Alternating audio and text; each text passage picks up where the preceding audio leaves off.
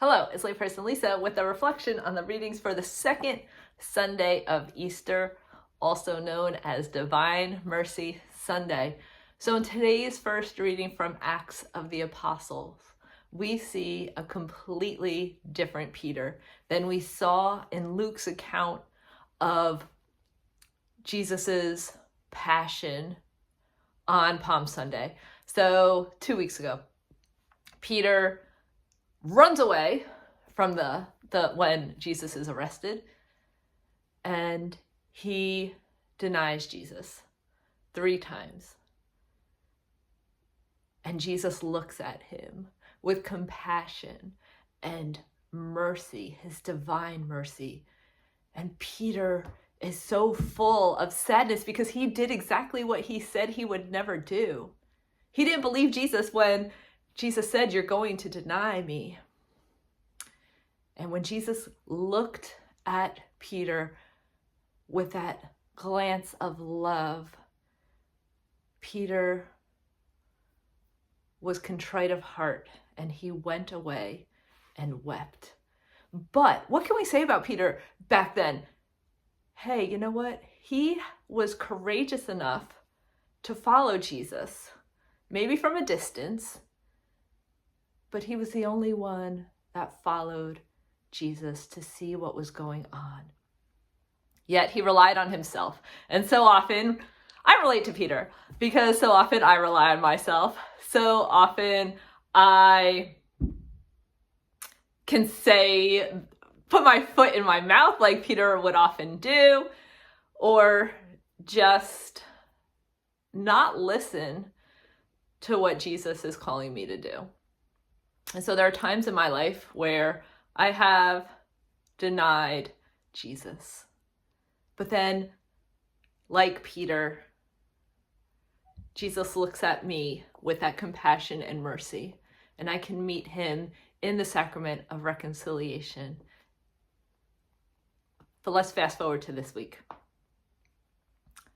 So the apostles are locked up in the upper room, frightened, fearful, because Jesus has been crucified and now his body is not in the tomb. And so they're in this locked room and Jesus appears and he breathes on them. This is the Pentecost according to John. He breathes the Holy Spirit onto them. And so what happens to Peter? He is going out. He is proclaiming the truth, who is Jesus.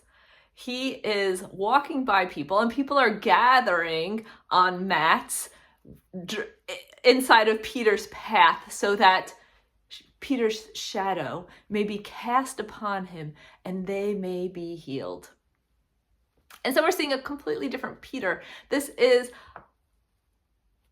what can happen to our hearts too. When we open our hearts up to Jesus, when we open our hearts up to fully receive the Holy Spirit that he has given us at our baptism, that he has strengthened at our confirmation, then we can be transformed into completely different people.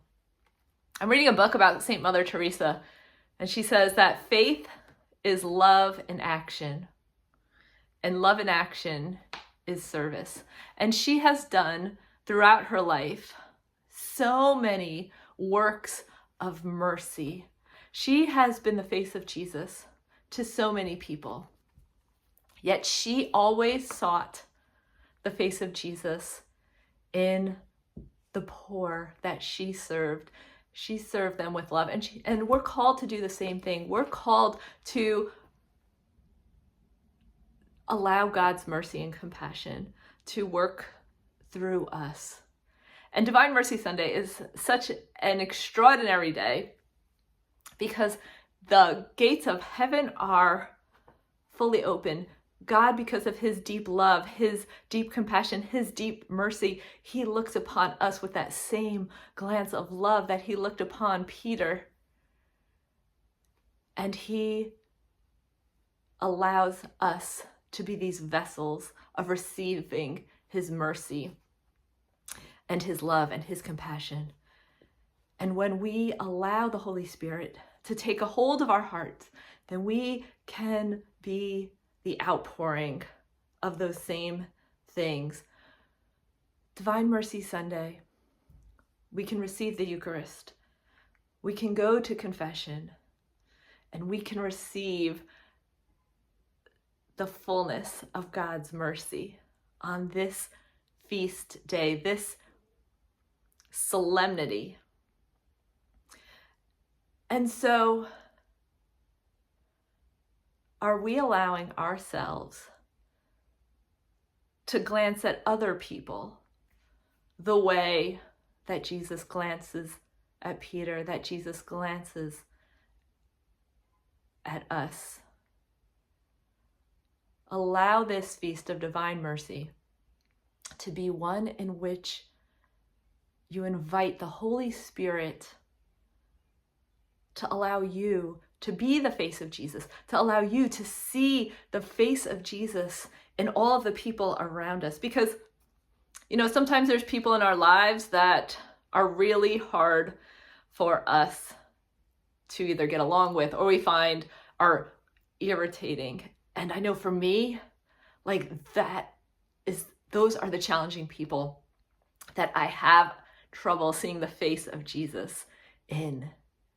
Yet that's who God calls us all to be. God calls me to see people as he sees them, to be his vessel of love, compassion, and mercy. And so when I put on my blinders and fail to realize who they are, I'm not being who God created me to be.